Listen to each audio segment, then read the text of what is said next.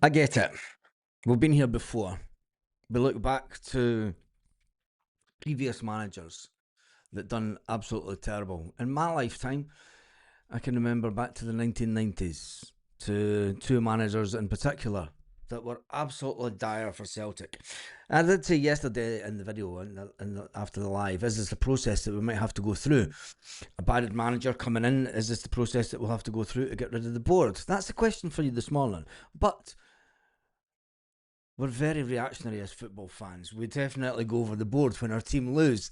And when we've had such a successful period as we have under Martin O'Neill, is it time for a little bit of reflection this morning? And was it an overreaction from Celtic fans yesterday? Wilfried Nancy says that it wasn't the formation change that was the losing factor. It was the fact that the team panicked. We've seen this team panic before. We've seen this team panic under Martin O'Neill. We've seen the team completely panic, the same players under Brendan Rodgers. Scott Brown says yesterday that, look, the guy's trying to change a lot of things, give him time. Scott Brown says, look, he's wanting to change a lot of things. It's going to take time and it's not going to happen overnight. I get that as a manager, but it's a big week for him. He's came in, it's Hearts, it's top of the table clash. If you beat Hearts, you go top. He's now got Roma during the week, and then he's got a cup final. At Celtic, you've got to win games, says Scott Brown, or the fans are disappointed. And it's true. We are disappointed. We all want our team. And, you know, there was a lot of comments last night that our fan base is turning into a certain fan base that are entitled. And that's something that I've never thought of myself being as an entitled fan. You just want the best for the club. So tell me in the comments, was it overreactionary yesterday to the result? When you look back at it, the first 38 minutes, we played some fantastic football. Do you know, I was like, if this is what the new manager's going to bring to the game, and it was all positive at that point, we get a goal against run of play. Arnie Engels plays the Hearts player onside because he's slow coming out at the back. Arnie Engels, of all people, and you're thinking, if he's just if Arnie Engels is 3 feet forward and keeping up with the rest of the Celtic team moving out, the goal's offside. You could then say, was Callum McGregor fouled in the box? It didn't go to VAR. Nothing was going to go to VAR for us yesterday. But the Frenchman started with Kieran Tierney in a back three. People bemoaning the fact that you had 3 left players playing at the back. Look at the squad. Look at the way that. Just hold on, and let's give them a chance and let's give them a break, because the squad's at its worst just now. Yes, Martin O'Neill got a tune out the squad that's its worst just now. Look back to the Michelin defeat.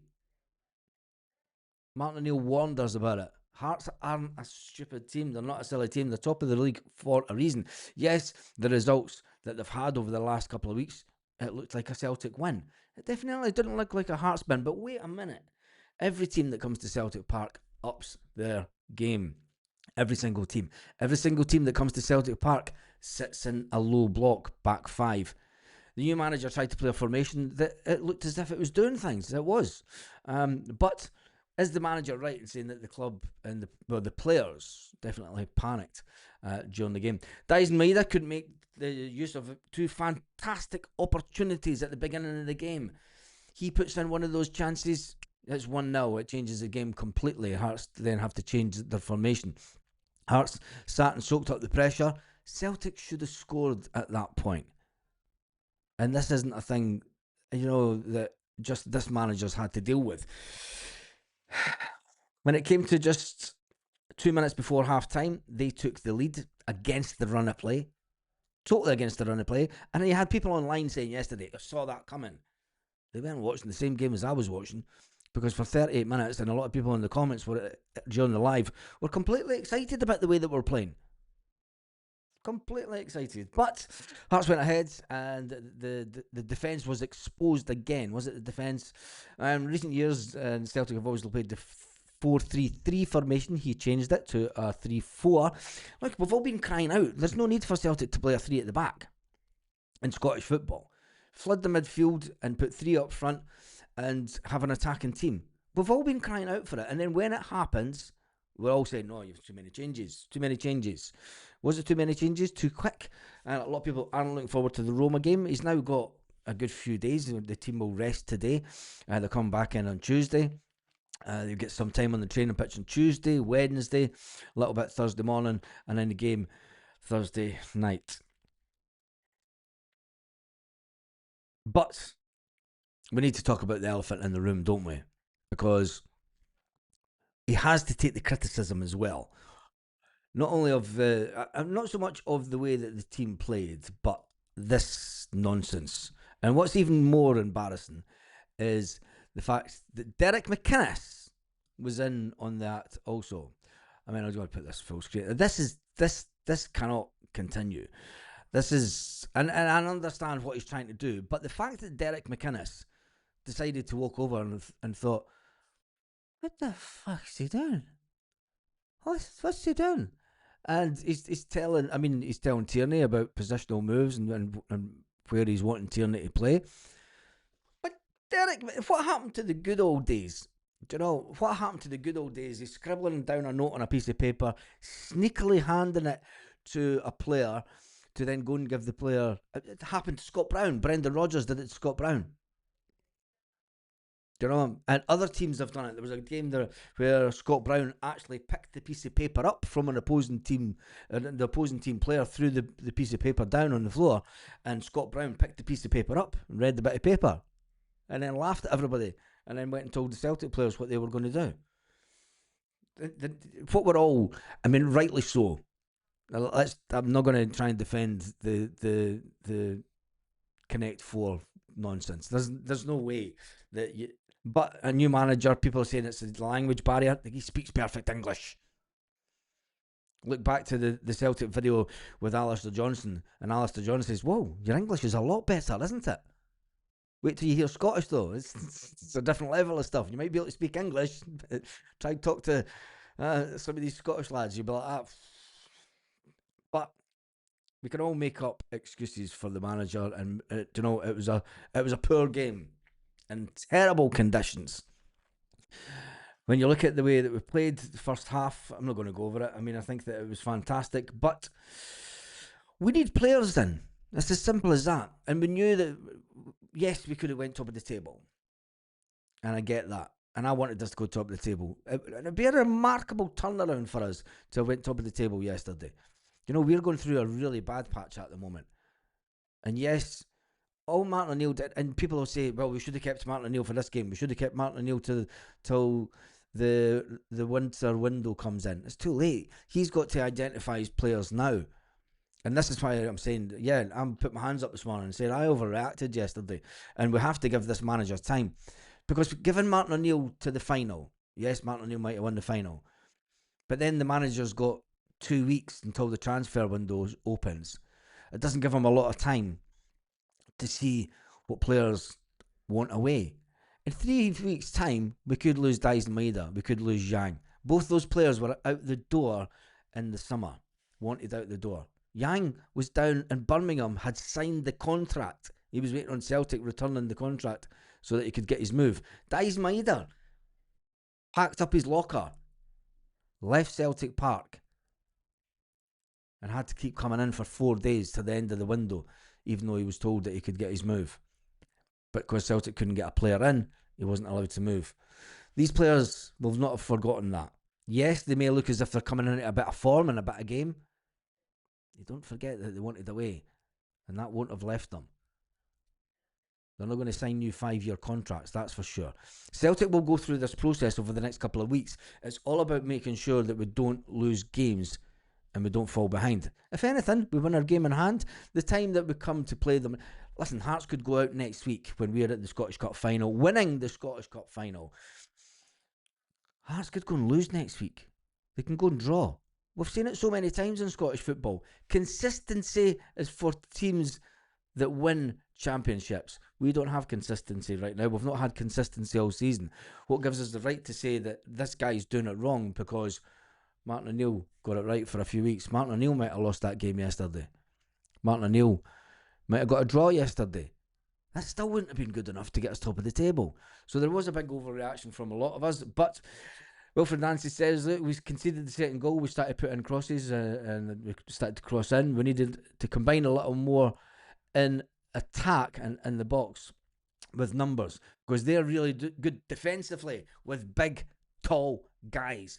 Martin O'Neill said that this team is a team of young men. When Martin O'Neill had his team at Celtic 25 years ago, he had a team of men, grown men, stature, attitude, Bobo Baldi, Mialbi.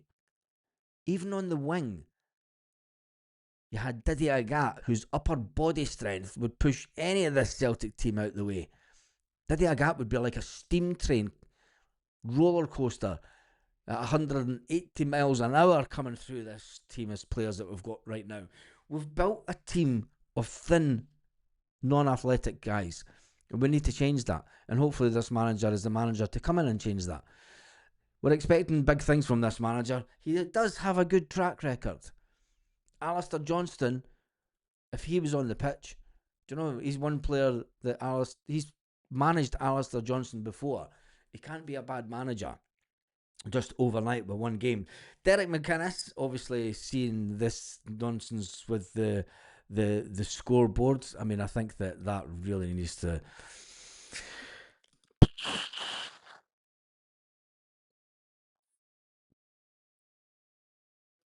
I have no words for it. I have no words for it. There's no often I've no words for it. Anyway, after the nightmare start, brother Wilfred, can we? I'm not going to call him brother Wilfred. Just call him Wilfried Nancy.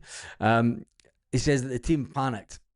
He felt that his side, and give him his due. He said before the press conference before the game that this side doesn't like playing at Celtic Park. Doesn't have the same attitude when it's playing at Celtic Park as it does away from home because it feels the negativity coming from the stands, and even I think that he alluded to the fact that Martin O'Neill felt that also. He said that the side were guilty of panicking when they went a goal down as they suffered defeat. Top of the table clash is never a good one to start in, but there was encouraging signs before we obviously just collapsed. The manager wasn't happy. We've been bossed by Hearts before, and we've been bossed by Hearts again. I don't know what we expected. There was a lot of people expecting us to win 4-0 yesterday. It's the same Hearts team that there was at the beginning of the season when they beat us in Edinburgh. And they bullied us in Edinburgh. There's no difference. Do you know, Martin O'Neill might have stopped us.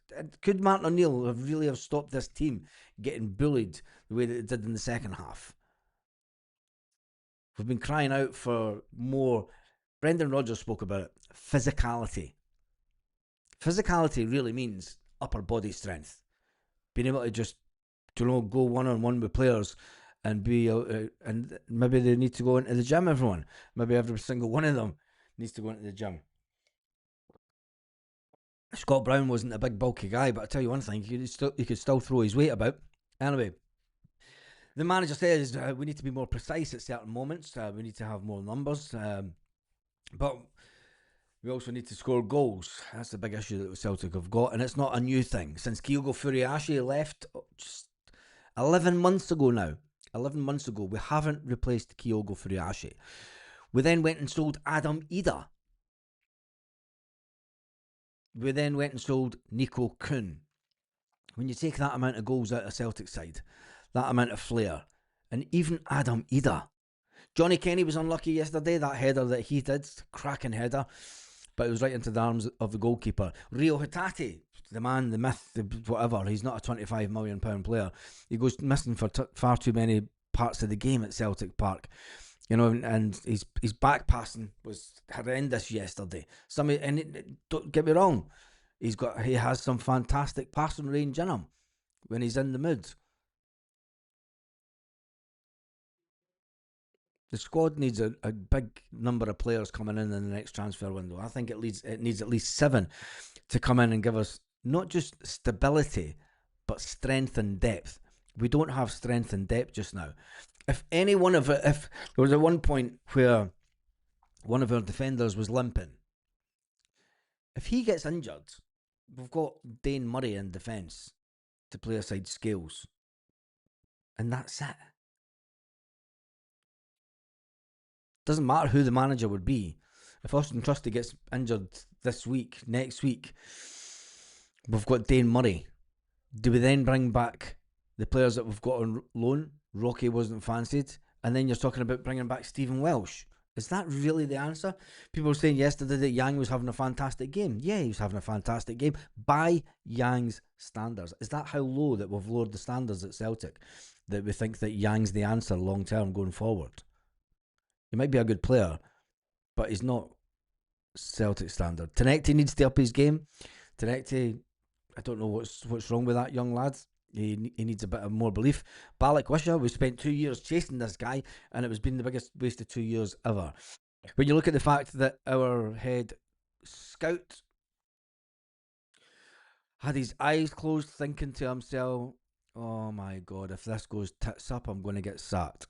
Maybe he does need sacked. Maybe it does need for this to go to tits up, and it gets rid of some of the board members, because heads will need to fall, because it was the board members that brought this guy in. This isn't Dermot Desmond signing this one. This is well and truly on the people of the board.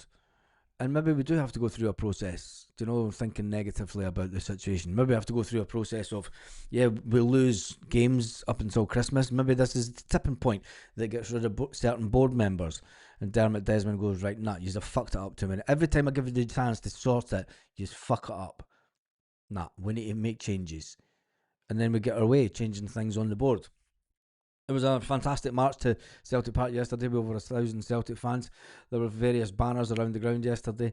Fans decided that when we were getting beat 2-0, well before the end of the game, they even started walking out in the main stand. It's not an ideal situation for the first game for a manager, but on a really, really bad day at the office. Was it crazy, over hysterical? The defensive frailties were exposed. They've been there all season. Martin O'Neill, I can understand why a lot of players, a lot of fans would want Martin O'Neill to stay until the final, to make sure we got the final, even to the next window. But I think that it was too late. Yes, we could have given Martin O'Neill another week, give him the final, and then Wilfried Nancy comes in. There were positives to take for the game. January window is crucial when it comes to it. Wilfried Nancy tried to explain the tactical board, as he felt that the players were going into positions that they were. We went into Brendan. The players automatically kind of went into Brendan shape. And I think that's when he got the tactical board out, and he gets the players over, and he's like, no, you're not doing what I've asked you to do. They went into Brendan ball shape at one point, and it wasn't a great day at the office. Hearts defending deep, we knew that would happen. Celtic trying to break them down with precision rather than chaos. It worked the first half. We should have won that game 3 or 4-2. Let's face it. We had the opportunities. We need to score goals. Simple as that. It's nothing new. Anyway, no live this morning. Thank you for everyone that's tuning in. Scott Brown says it was the new manager wants to change a lot of things. It's going to take time. Will he get time? He's got Roma this week. He's got the cup final. If he loses both of them, my God, it will be absolute meltdown stuff.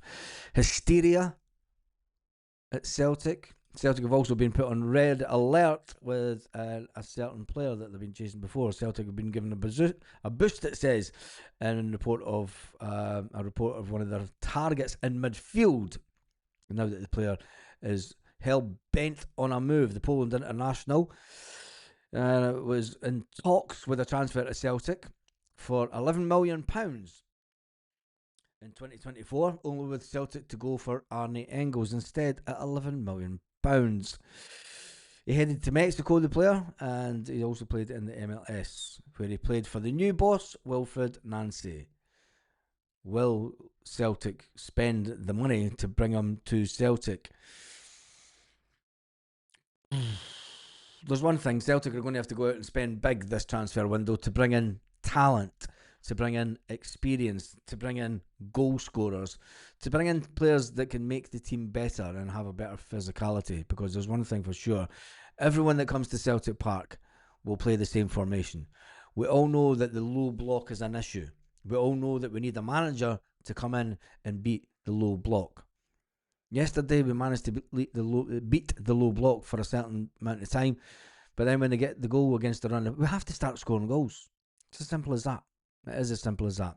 Anyway, I shall see you this evening where we can talk about the upcoming Roma game. We can talk about the players, and did the players do themselves justice yesterday, or was it all down to the manager? Do you really think that yesterday's result was just down to the manager, or was it about the standard of the players that we've got at Celtic and just not being good enough? Because that is really where we are, and nothing's changed. We sit here in December, we're trying to get rid of the board, but the players have to take some responsibility. And people will say, well, how come the same players upped their game for Martin O'Neill? Martin O'Neill was just a stepping stone to make sure that we didn't fall further behind. And at the end of the day, we're still 3 points off top of the table with a game in hand. We win that, we go level, and then we move on. It's still within our grasp to win a treble. And on that note, have a fantastic day, Celtic fans, wherever you are, and especially you, you, for watching right to the end. Thank you.